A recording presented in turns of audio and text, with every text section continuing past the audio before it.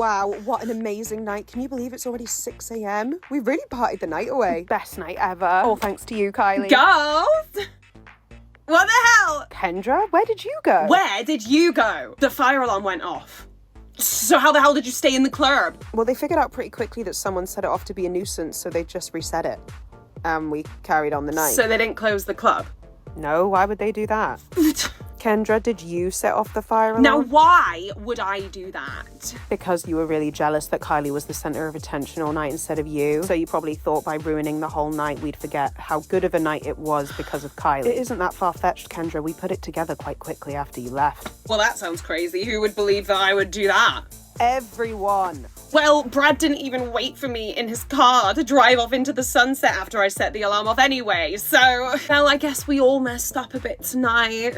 What do you mean, we? I had an amazing night, Kendra, and you know why? I think it's because you weren't a part of it. Okay, wow, you are wasted, girl. Clearly, you're not making any sense at all. No, I'm being so serious, Kendra. Maybe I should just stop inviting you on nights out. They always go south when you come. Well, how are you gonna get into all the fancy clubs that we go to without me?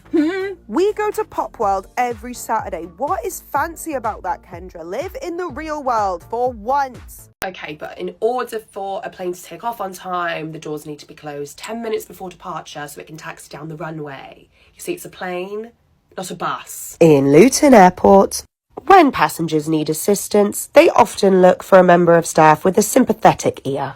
Instead, they find Jane Bolton. The only thing I'm going to be able to do for you is transfer you onto the next flight, which leaves in a couple of hours. But we were booked on to the other flight. So what, it's just left without us? Yes, but you got here an hour late for your flight. The plane's gone. What, do you think we were waiting for you? There isn't anything we can do for you. Well, who's in charge here? Who do I speak to about this? I want to speak Okay, to so someone. if you wanted to speak to the manager of the airport, she's called Diane, but she's not available today. I thought Stelios was in charge. I want to speak to Stelios. No, you can't speak to Stelios. So Diane's above Stelios? No, he's the owner of the airline. He does not work check-in, check-out at Luton Airport. I'm going to go home. I'm going to have about 50 fags in the car on the way home.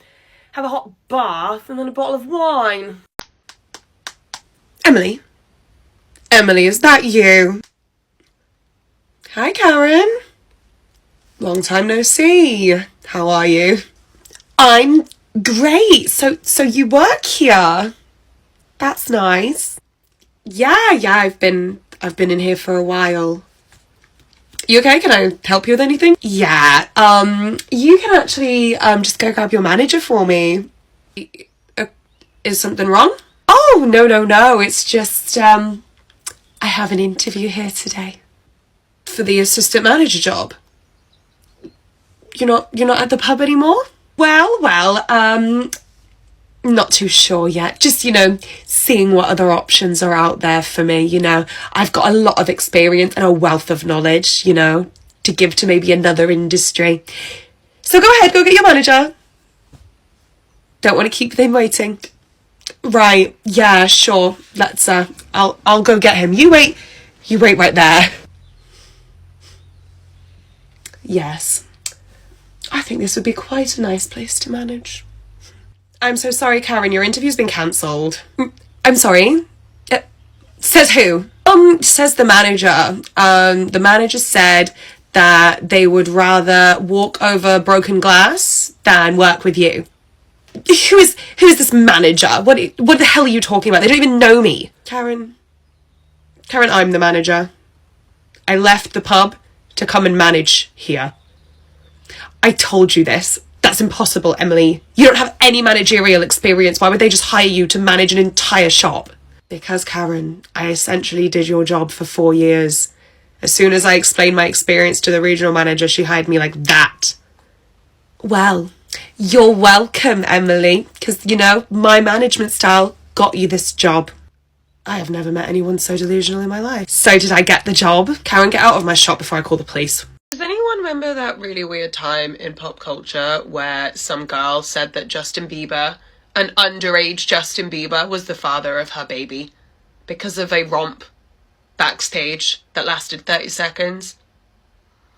No, well, I'll tell you. In 2011, so going on 12 years ago now, a woman called Mariah Yeater sold a story saying that Justin Bieber was the father of her 3-month-old son. On Halloween of 2011, Mariah sued Justin Bieber. So at the time of the news story coming out and the suit being brought against Justin, he was 17, and her son was 3 months old, meaning her son was born in the July of 2011. If her son was born in the July of 2011, that means he was conceived around the October of 2010, making him 16 and her 19. I can understand her reasoning here. She's obviously, it wasn't true. Duh, it wasn't true. And she's done it to try and extort money from him.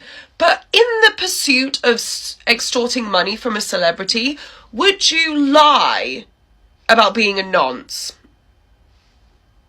Because I wouldn't. I really want this 17-year-old's like millions and millions. So shall I just pretend that I did something illegal? After a few weeks, Mariah dropped the suit because Justin's lawyers were ready to countersue.